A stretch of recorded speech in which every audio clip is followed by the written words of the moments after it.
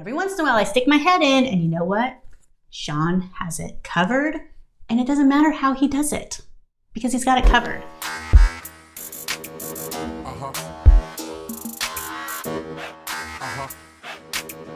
Hey, welcome to Smart AF. I'm your host, Torie Mathis. We have got a great show for you today, so let's get started.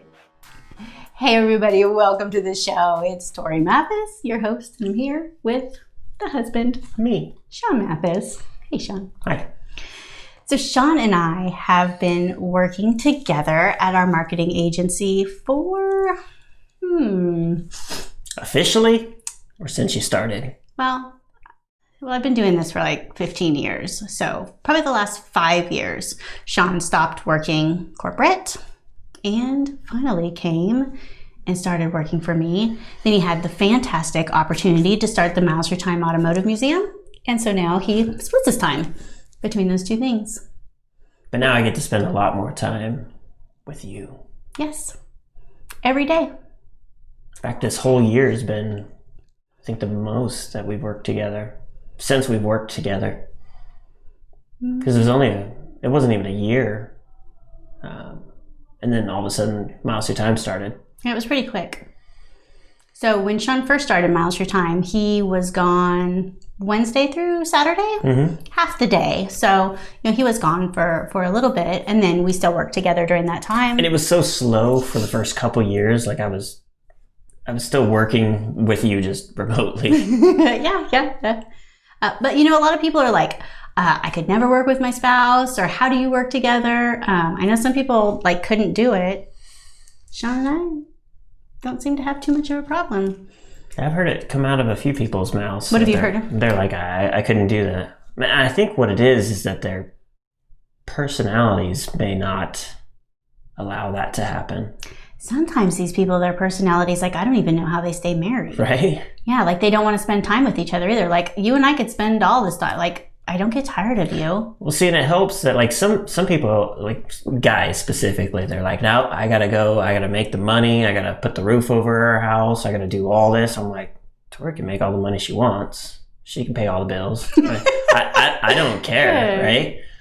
So that's a part of it that help. I have zero ego when it comes to the household and our relationship. There's no set rules for anything. This is true. Other than you're going to make me better food than I would make myself. This is true.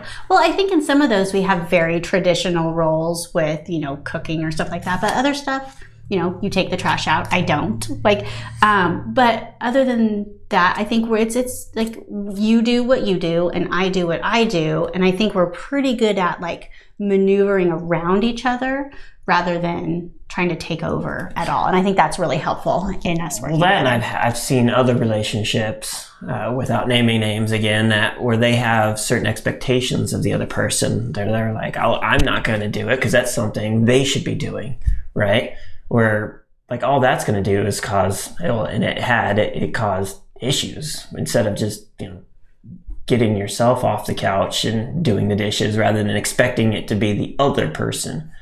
That's not healthy because then it just feeds resentment where, again, I don't care. I'll get up and do whatever needs to be done and so will you. Right. Fill in where needed. It isn't expected.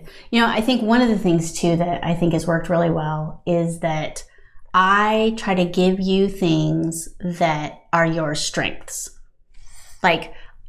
Things that need to get done really quick, little things, repeatable things, whatever, these things that you're I could do that, it's yours. And so I try to figure out what would be best to give to you. You know what I mean? And so I try to give you what you'd be good at doing. All the scraps. All the, not scraps, but it's busy work. And you're if I do give you design, you're don't give me that, Every once in a while I try to give you stuff like that and you're no. Well, and again, I'm not you, right? They're we're not two designers in the same industry that are trying to do something together. Because I think that could wind up being issues for people if we were two of the same, right? Right. Yeah. And I joke about it all the time. You are Batman and I am Robin. That's how it is. any other combination you can think of, where it's like one person and then the other. Like, make no mistakes, this is Torie's company, and I am here to do whatever I can to make her life better.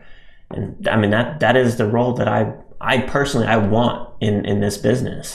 It's Torie's. So if I can take all these things off of her plate that are, quick, easy, and when I say quick, easy, it's like a stupid shit that I do, but it's not. It's that it's a lot of stuff. It's not. I like being able to do something and having it done, like checkbox, like it's done. Even when I was working for Pepsi and going and doing service calls, it was like I was racing myself to get each call done and do everything that I could on that one.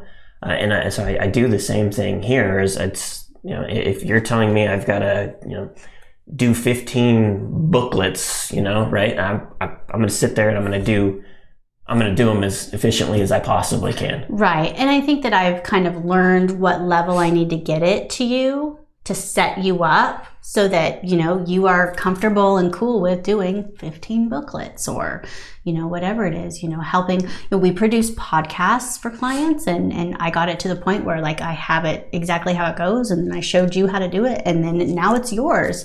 And I think you've done a great job of taking on those things so that, it takes some of those repeatable tasks and things like that. Like, I'm good at setting it up and getting it like exactly how it should be, but then I shouldn't be the one to keep doing it where you're like the perfect one to see. And that's where, your design skills are so high up there, especially compared to me. Like, it makes zero sense for me to have to go and try to do any kind of design, because you're still going to then have to redo it.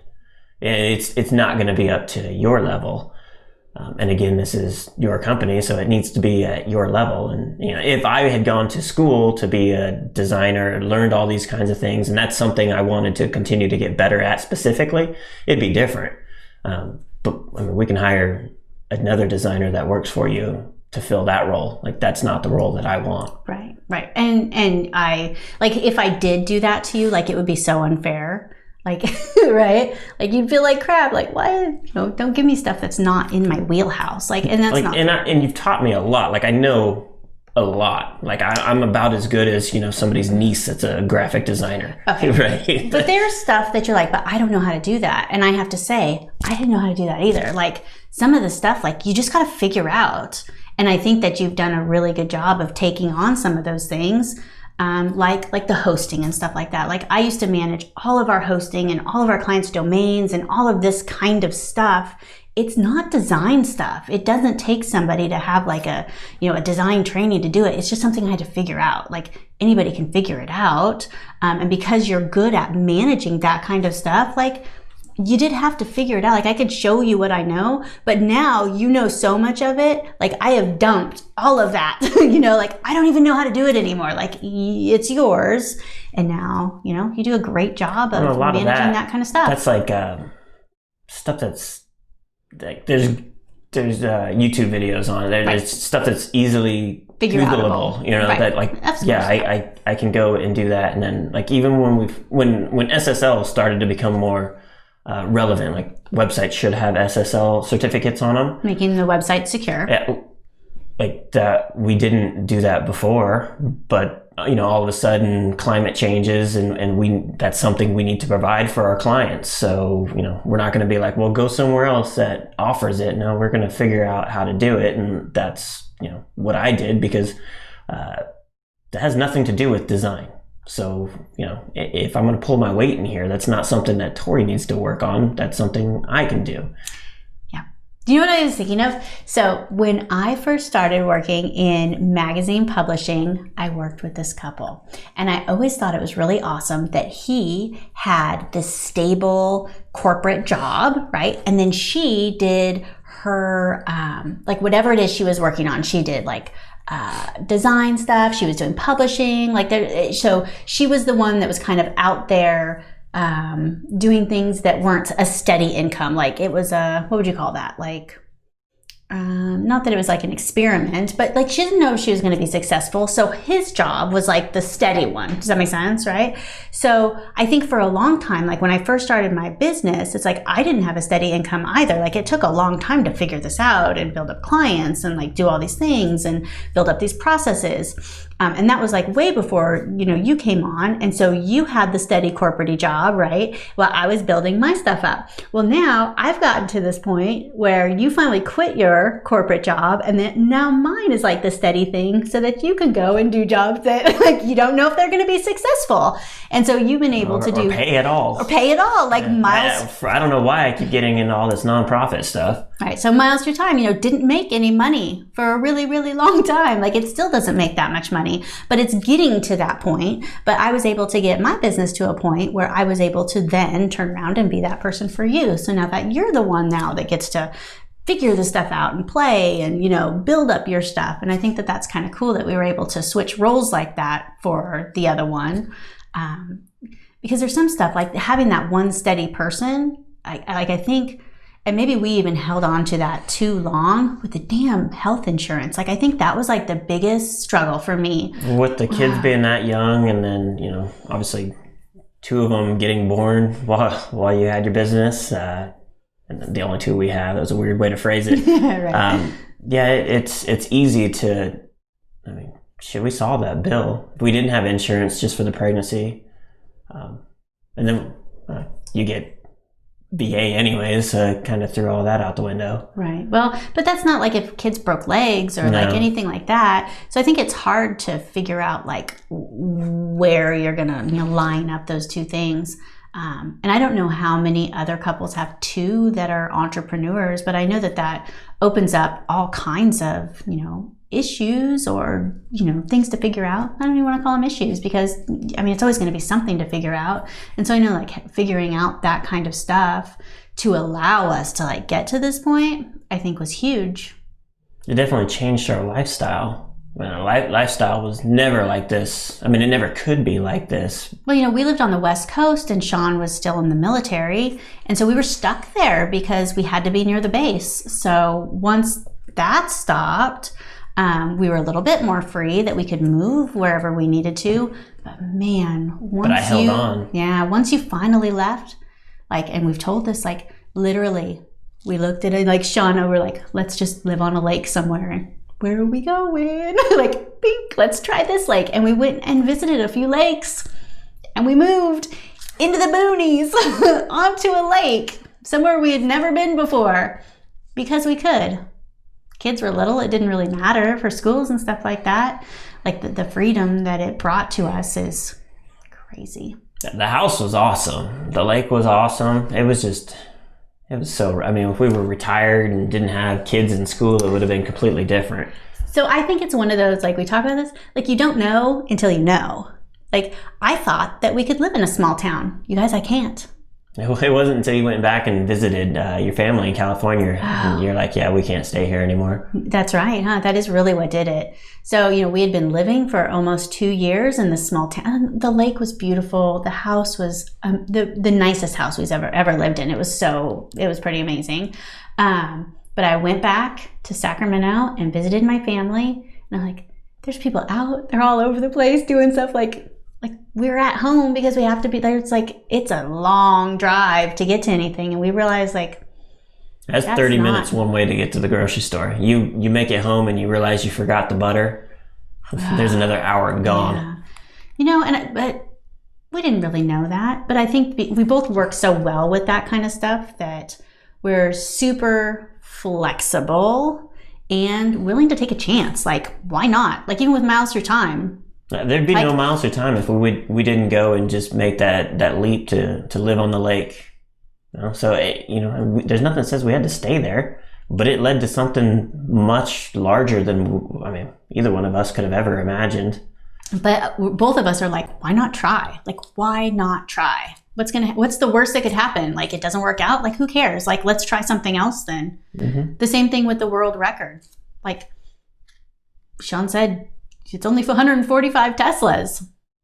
I'm like, let's do it. Like both of us, like Yeah. why not do it? Like, why would you want to? And the thing is like, even thinking back on that for the Guinness record, like, it's almost crazy to think, like, knowing what we know now, how much was involved in that. Like, we didn't have the tools, right, to pull that off. Yes. Like, there was no way that just you and I were going to be able to do that. But yeah, if we would have stopped and thought like that, we would have never done it. Yeah. I think it's good that we're not like gambling type people. Like, we're not going to lose our shirt with some of the things that we do, but it is a lot. Like, I don't realize the chances we take until I talk to somebody and their eyes get all big and they're like, you guys did what? Like, you moved across the country and you did the, moved bit, like, and then I'm like, oh, maybe it is bigger than I think it is. Like, it's just our life. So it's like, it doesn't seem like a really big deal until I see the wide-eyed in other people. Yeah, I almost get bored after 2 years in the house. I'm like, it's time to move, isn't We it? gotta go. Yes. So one thing that I notice, and this is super big with husbands and wives, and I see this with people that are close to us, is that the one person doesn't let the other person do something because they don't do it the same way they would. And so I think that's one thing that both of us are able to do, is just like to let go of how it's done. And I think when you work together, and maybe this is like, because we don't have a lot of employees, maybe this is just like part of that, also having an employee, like, you cannot be attached to the process. Does that make sense? Like, for example, making lunches. Sean makes the kids' lunches. Well, Riley eats at school now, but Sean makes lunches. Like, you always have. Like, you're the one that gets up and does that part of it. And Sean does not make lunches like I would make lunches. But I have to, like, not think about, like, you do it. Like, if I've been there, I'm like, this is really, every once in a while, I'm like, this is how you. I don't get any complaints. But I'm like, every once in a while, I'm like, what, this is really, I'm like, okay, I got to step back because Sean's got it handled.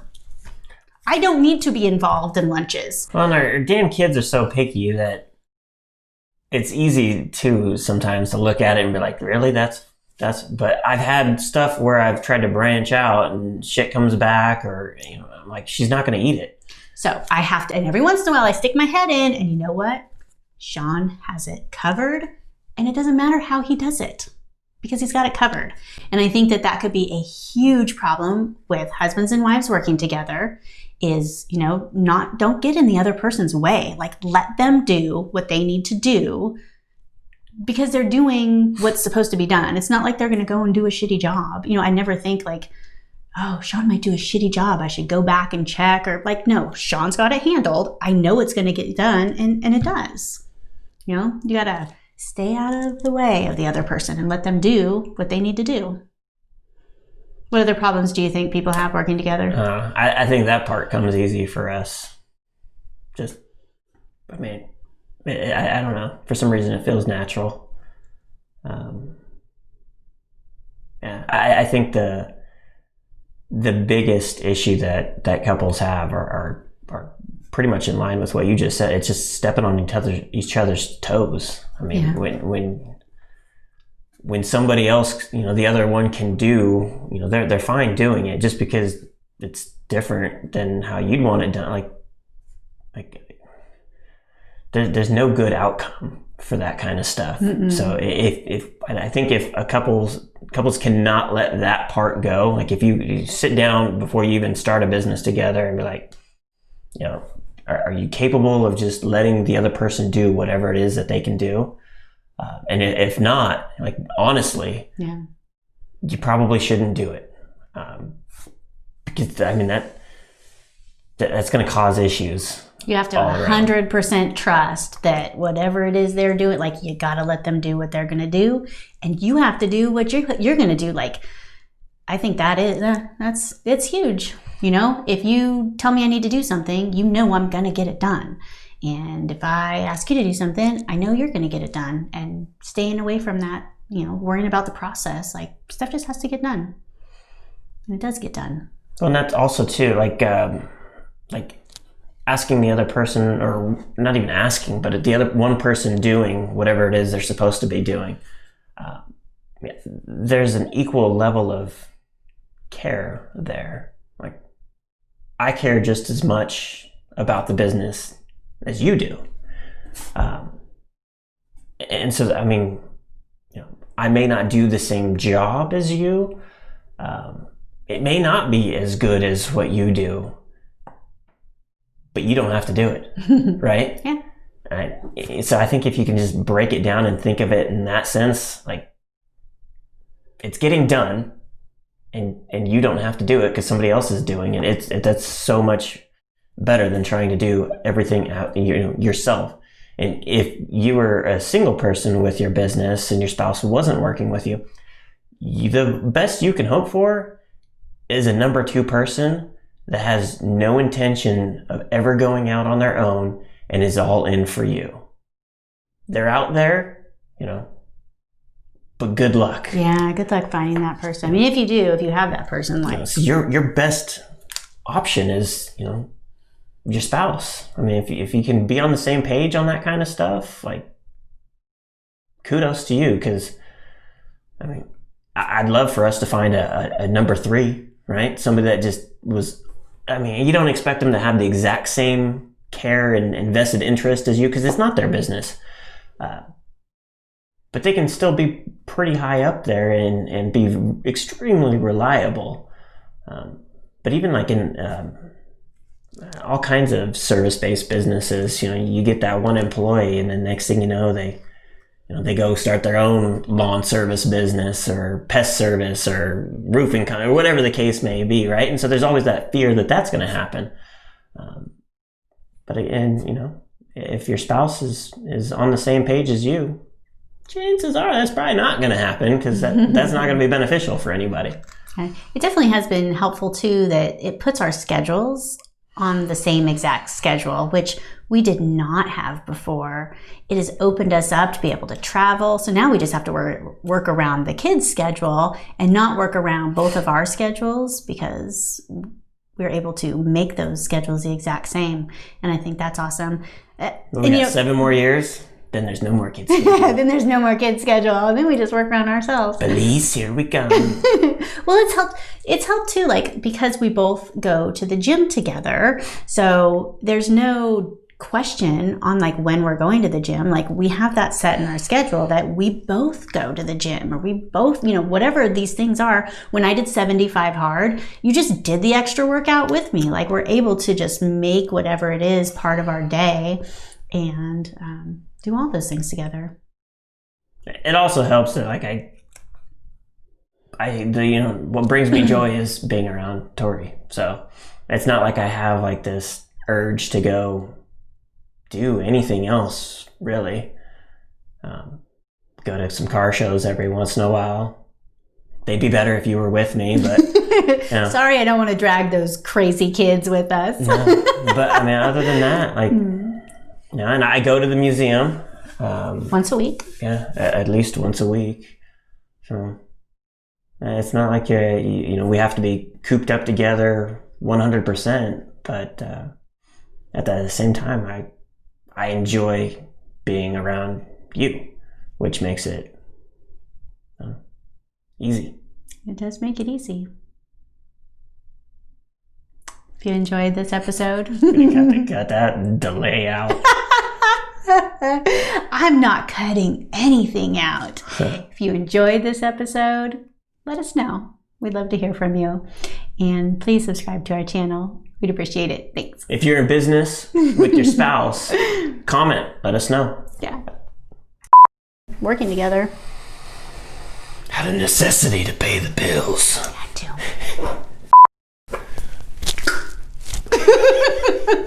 Hopefully that was a... Maybe you should do it to me so I don't get arrested. No, that's what I mean. You need to do it to me so I don't get arrested. You're going to jail, fool. Everybody saw that. You're watching too much Simpsons with the damn kids. Watch Homer strangle Bart like 30 times a day while the kids are home. Riley's just waiting real. I'll kill you. If you want to get smart tools to build your business, go to besmartaf.com.